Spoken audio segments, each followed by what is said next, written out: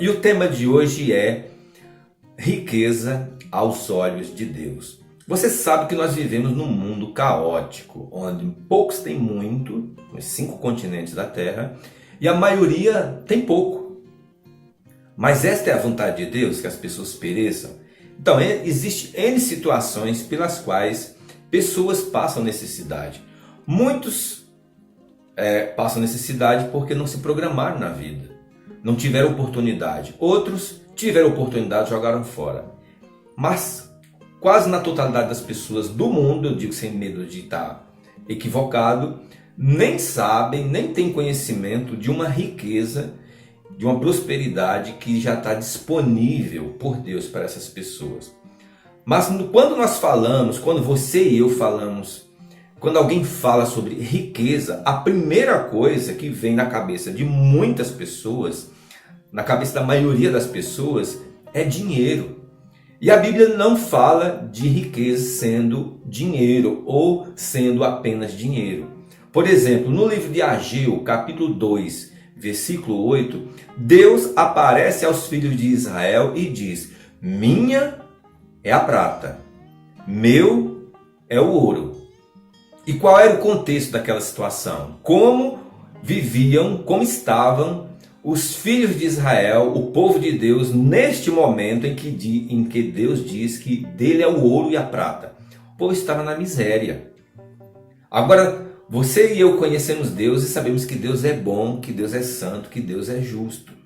Deus não iria se apresentar como o Deus de todo ouro, de toda riqueza, se não estivesse disponível, se não estivesse disposto a abençoar aquele povo.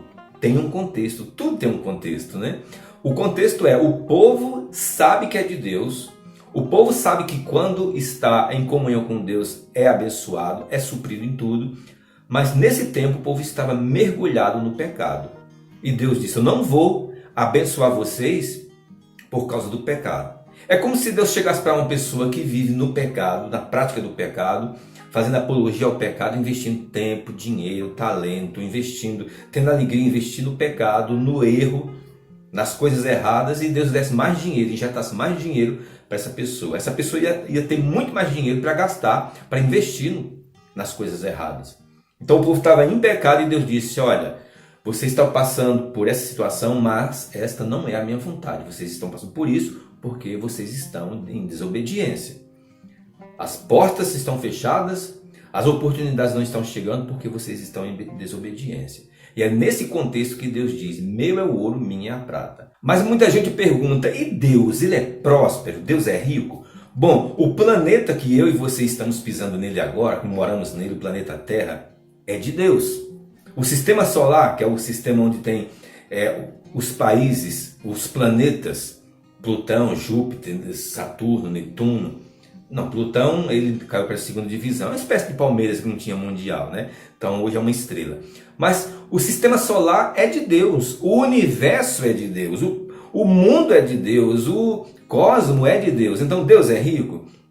Aí entra outra pergunta de muita gente. Essas perguntas são feitas para mim sempre. De vez em quando converso com pessoas a respeito de Deus, tem gente que pergunta: mas vem cá, Zé, Jesus era rico ou era pobre quando ele esteve aqui na Terra? Deixa eu te fazer uma pergunta, caso essa pergunta tenha sido feita a você.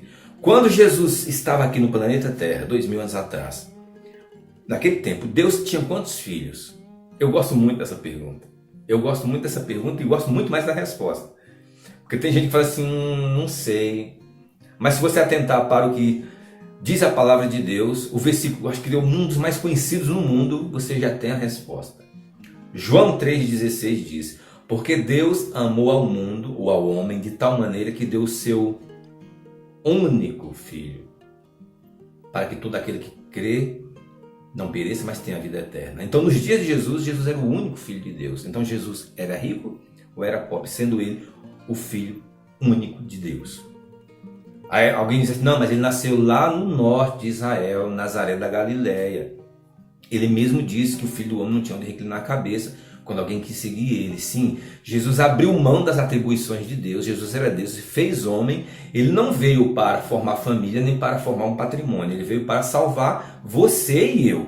Então, Consciente dessa missão dele, ele não formou nem família, nem juntou um patrimônio. Ele era suprido em tudo por Deus. Deus usava as pessoas, o ministério dele era próspero, tanto até que tinha um tesoureiro, Judas, mas ele abriu mão das atribuições de Deus e se fez homem. E como homem, ele foi um homem suprido, mas não foi milionário.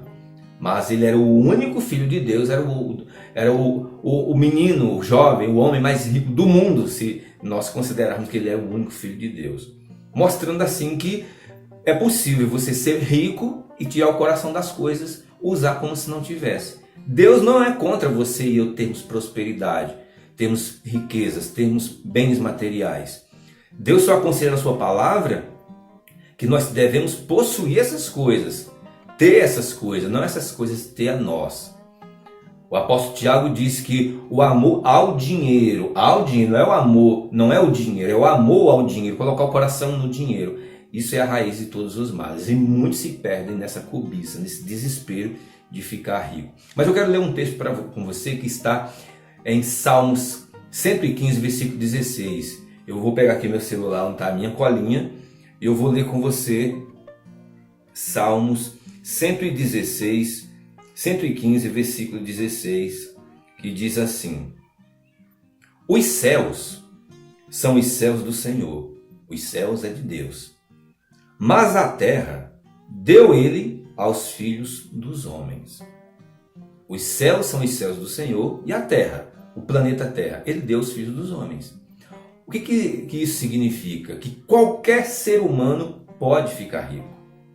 Existe gente ficando rica vendendo drogas, tem gente ficando rica se prostituindo, tem políticos ficando ricos desviando dinheiro da merenda, da saúde, tem gente ficando rico traficando, tem gente ficando rica sequestrando, tem gente rico fazendo todo tipo de atrocidade, ficando rico. Porque a terra Deus deu aos filhos dos homens e as pessoas sem a sabedoria de Deus, sem a direção de Deus, sem o temor de Deus, está usando essas atribuições para ficar rica de outra forma. Mas uma coisa é riqueza, outra coisa é prosperidade que vem de Deus. É aí onde eu quero entrar falando com você sobre essa prosperidade que vem de Deus. Porque quando a palavra de Deus fala sobre prosperidade, riqueza aos olhos de Deus, não está falando de dinheiro. Por exemplo, Efésios capítulo 2, versículo 4, Efésios 2, 4 diz assim: Mas Deus, sendo rico.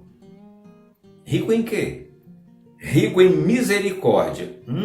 Deus é rico em misericórdia. Deus também quer que você e eu sejamos ricos em misericórdia. Tenhamos misericórdia do mais fraco, do mais frágil, do débil na fé, do que não entende o que você entende, do que não pensa como você pensa, do que não tem dificuldade para discernir, para assimilar as coisas, que caiu em tentação e fez coisas que não agradou a Deus. Deus quer que nós sejamos ricos em misericórdia, porque Deus é rico em misericórdia.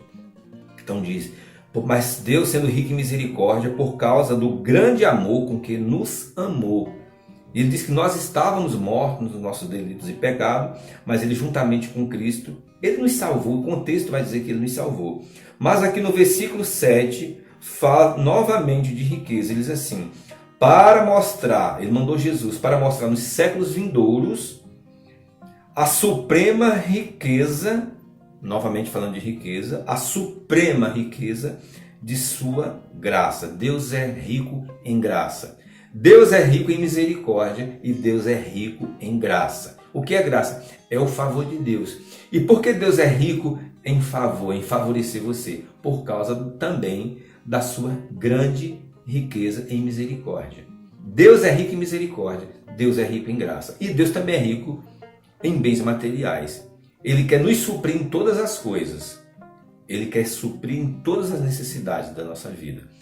E eu quero ler com você o que está escrito em Filipenses, capítulo 4, versículo 19, que diz assim: E o meu Deus, segundo a sua riqueza em glória, há de suprir em Cristo Jesus cada uma de nossas necessidades.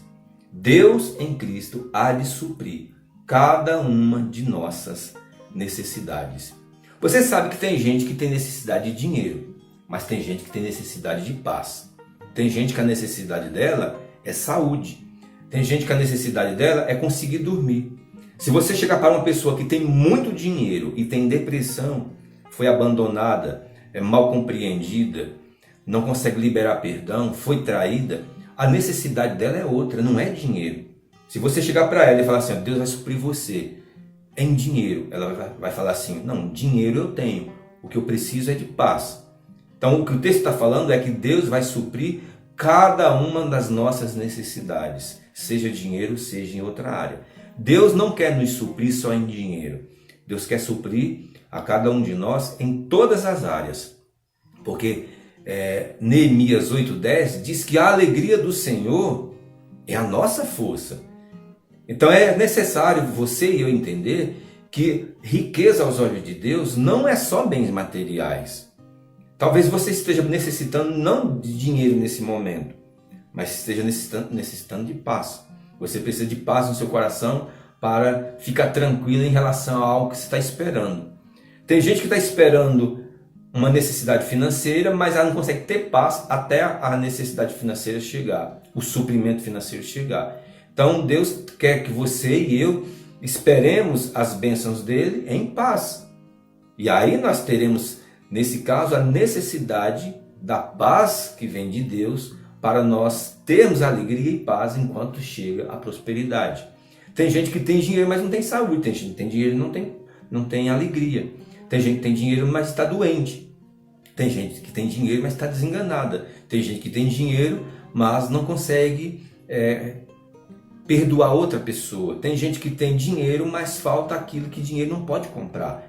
E Deus, que é bom, que é rico em misericórdia, que é rico em graça, Ele quer suprir cada uma das nossas necessidades. Então, quando você ouvir sobre riquezas que vêm de Deus, quando você lê na palavra de Deus sobre riquezas, entenda, riquezas não é só dinheiro. Deus é o ser mais rico do universo. Como eu disse no início, ele falou através de Ageu, meu é o ouro, minha é a prata. Você sabe que lá no Rio de Janeiro, por exemplo, existe a Casa da Moeda. O governo brasileiro, e acontece com o governo de todos os países do mundo, o governo brasileiro, ele compra o linho, ele compra o algodão e ele compra a tinta dos países, das produções, do agronegócio, e ele manda imprimir o nosso dinheiro. Se bem que hoje a maioria do dinheiro nem é mais impresso, nem é mais em cédula, né? Já é digital, você tem dinheiro, mas é só um número no computador do banco. Mas o governo compra o linho, compra o algodão, compra a produção de tintas e manda fazer o dinheiro, nosso dinheiro, o real.